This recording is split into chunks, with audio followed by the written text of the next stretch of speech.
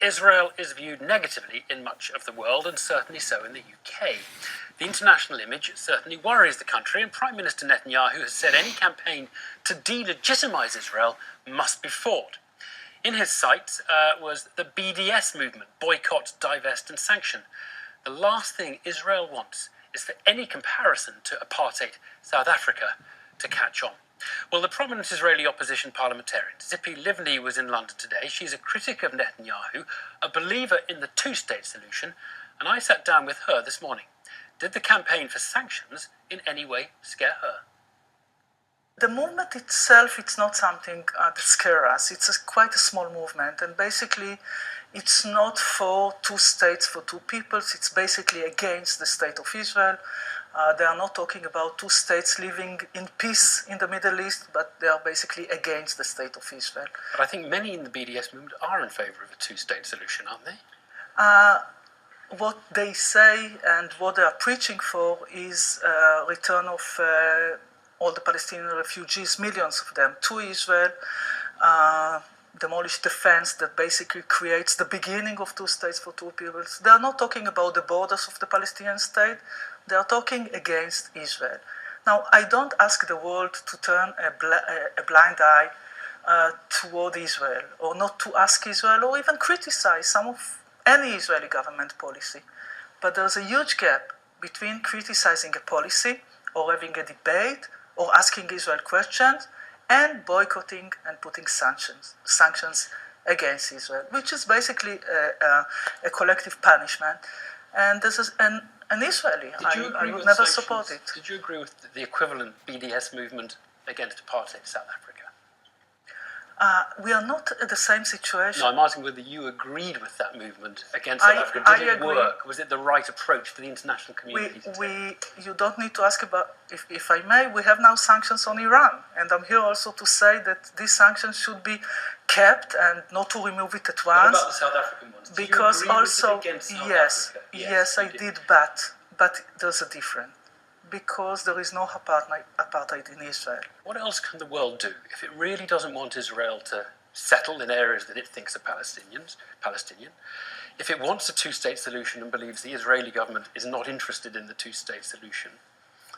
What should the world do? You tell us what the world should do. You don't want to boycott, divest or sanction Israel. Okay. What is the approach to do? I believe that there's a room to have a new discussion between Israel, the United States, UK, other members of the international community quartet, and to find a way to move forward, to say, yes, our common vision and interest is two states for two peoples. We need you, the world, to support our needs for security. Nobody wants to have a failed state or a rogue state in the Palestinian territories. We have certain requirements that we need. The Palestinians have their own requirements. Let's find a way to move forward. Both leaders, Netanyahu and Abu Mazen, said two states for two peoples. So let them prove it. You must be very depressed then that the comparison to South Africa, which I brought into the discussion, is beginning to be made. Yes, it is frustrating, I must say, as an Israeli. So while I can criticize the Israeli government policy, I cannot accept the idea that Israel is becoming an apartheid state.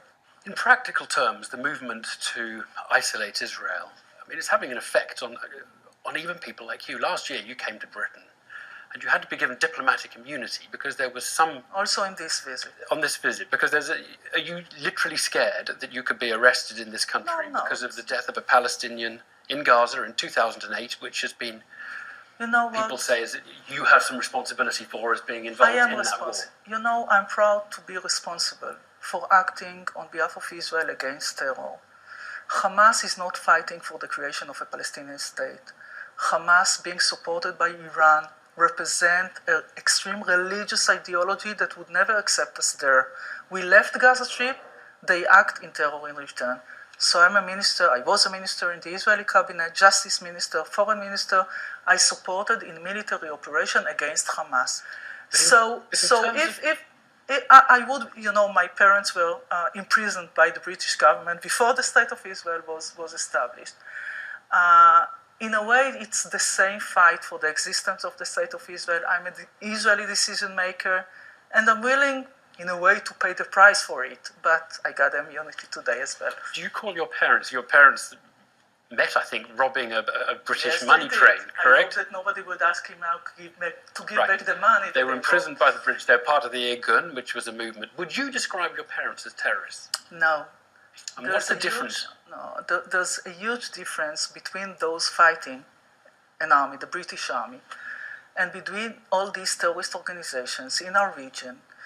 They are looking for civilians to kill. The UN, others, plenty think there is disproportionate force used by the Israeli army for the threat against Israeli civilians. I beg to differ.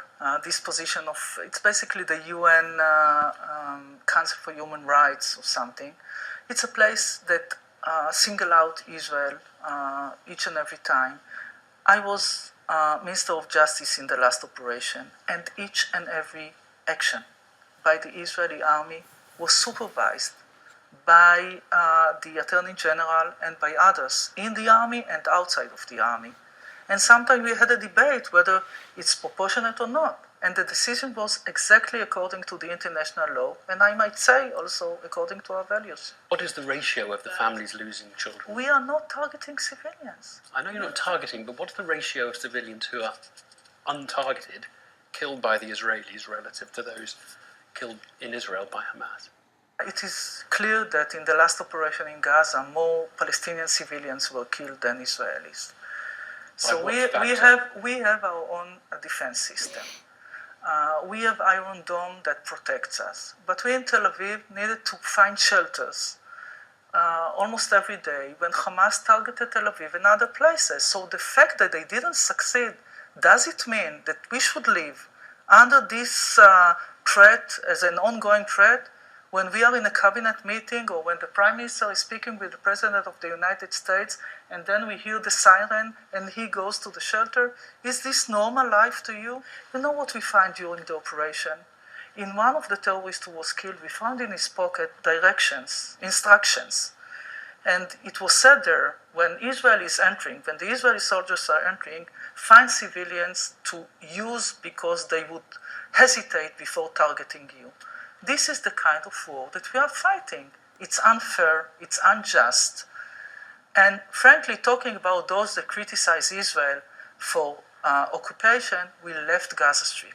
So it makes it clear that it's not about occupation, it's about their own ideology. And we need to define ourselves. Tzipi Livni, thank you very much. Thank you.